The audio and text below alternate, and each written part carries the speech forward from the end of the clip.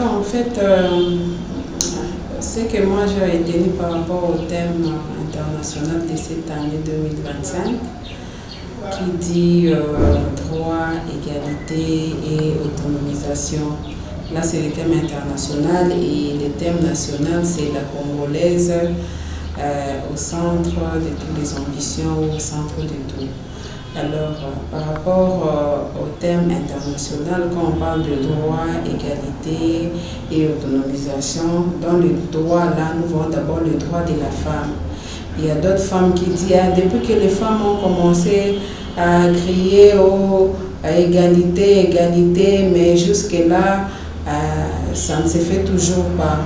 Vous savez, c'est quelque chose que nous voulions arracher des hommes. Ce n'est pas facile que ça puisse se réaliser directement ou dans peu de temps. C'est une lutte. C'est une lutte. Les hommes aussi, ils ne peuvent pas nous laisser avoir ces droits-là, cette autonomisation, cette égalité facilement comme ça.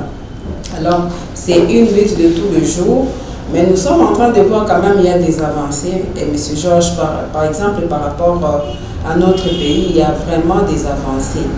Parce que avant, je pense, avant même que la Première ministre soit Premier ministre, vous m'avez invité dans votre émission. Avant même qu'elle ne soit nommée, on ne savait même pas qu'on allait nommer une femme. Et vous m'avez posé une question, si on nommait une femme, comment vous trouvez? Je vous dis, en tout cas, ça sera une bonne chose. Et nous voyons que cette femme est en train de se défendre, la Première ministre, malgré qu'il y a d'autres personnes qui estiment qu'elle ne travaille pas. Mais vu qu'elle a trouvé beaucoup de choses qui étaient encore au bas de l'échelle, qu'il fallait peut-être relever, ce n'est pas du jour au lendemain, il prend le pouvoir et tout s'harmonise directement. C'est un parcours, elle est en train de travailler, elle est en train de faire de son mieux pour quand même relever l'économie de notre pays.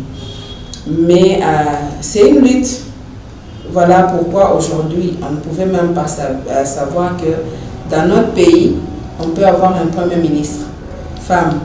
Maintenant, aujourd'hui, nous avons un Premier ministre femme. C'est la première dans l'histoire de notre pays.